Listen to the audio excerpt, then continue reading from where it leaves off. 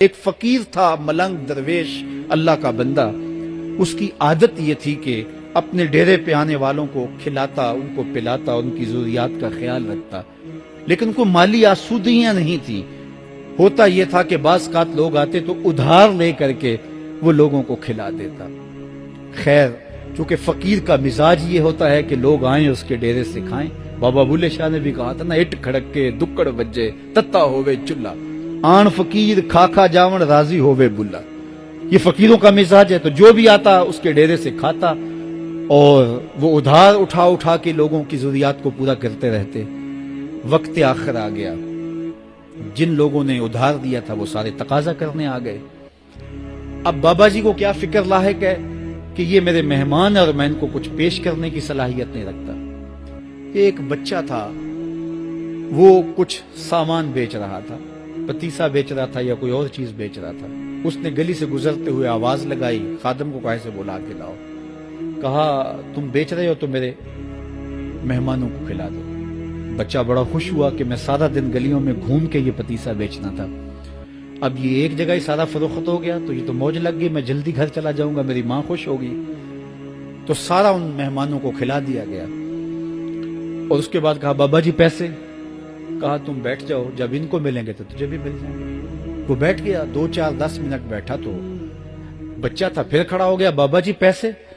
کہا جب ان کو ملیں گے تو تجھے بھی مل جائیں گے. پھر آدھا گھنٹہ گزرا تو پھر اس نے کہا بابا جی پیسے؟ میری ماں میرا انتظار کر رہی ہے، ہمارے گھر کا چولہا اسی سے جلتا ہے، میں یہ پیسے لے کر جاؤں گا اور میری ماں کوئی ہنڈیا خریدے گی اور ہم شام کا گھر کا کوئی سلسلہ کریں گے. کہا بیٹا جب ان کو ملے گا تو تجھے بھی مل جائے گا. بچے نے رونا شروع کر دیا.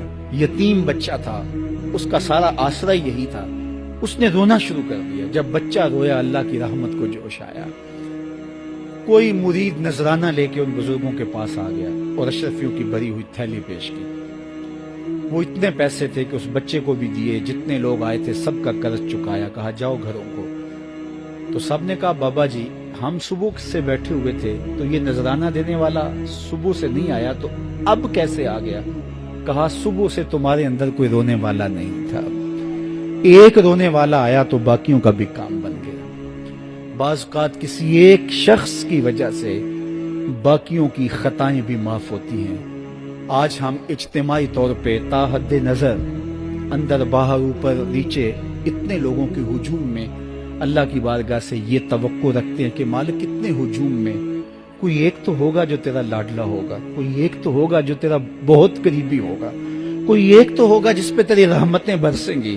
تو مالک اس کے صدقے سے ہماری خطائیں بھی معاف کر دے، ہمارے گناہ بھی معاف کر دے. کوئی ایک رونے والی آنکھ مل گئی تو باقیوں کا بھی کام بن جائے گا. اٹھ فریدا ستیا تے میلہ ویکھن جا، وت کوئی بخشیا مل جاوے تے تو ہی بخشیا جا. میرے مالک ہم سب کی خطائیں معاف کر دے، ہم سب سے درگزر فرما اور ہم سب کے باطن کو ستھرائیاں دے دے، ہمارے اندر کو پاکیزگیاں دے دے. بہت وقت میں نے اور آپ نے صاحب گزار لیا، تیزی کے ساتھ زندگی بیت رہی ہے. میں اگر اپنے آپ کو دیکھوں تو میری زندگی کتنی بہاریں کاٹ چکی ہے. اگر آپ اپنے آپ کو دیکھیں، کوئی 60 سال، کوئی 20 سال، کوئی 25 سال، زندگی تیزی کے ساتھ گزر رہی ہے. بندہ جب سوچتا ہے کہ میں 40 سال کا ہو گیا ہوں تو آگے میری زندگی کے اگر 30 سال بھی ہیں تو 30 سال تو کافی ہیں، لیکن وہ پیچھے اگر پلٹ کے دیکھے تو 40 سال یوں گزر گئے جس طرح چٹکی بجائی جاتی ہے.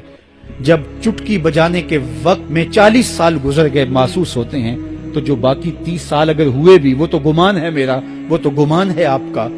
ہمیں تو ایک سانس کا بھی نہیں پتا.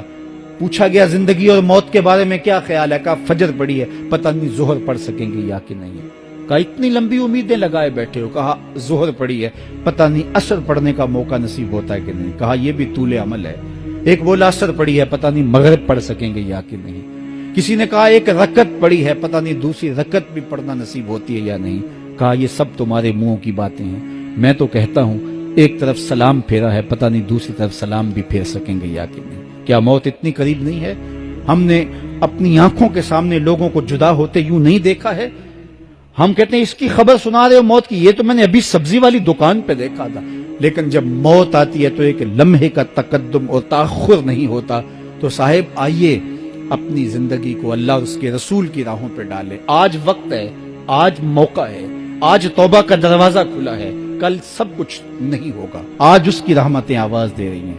آج وقت ہے, وقت پر کافی ہے ایک قطرہ بھی آب خوش ہنگام کا. جل گیا جب کھیت برسا می تو پھر کس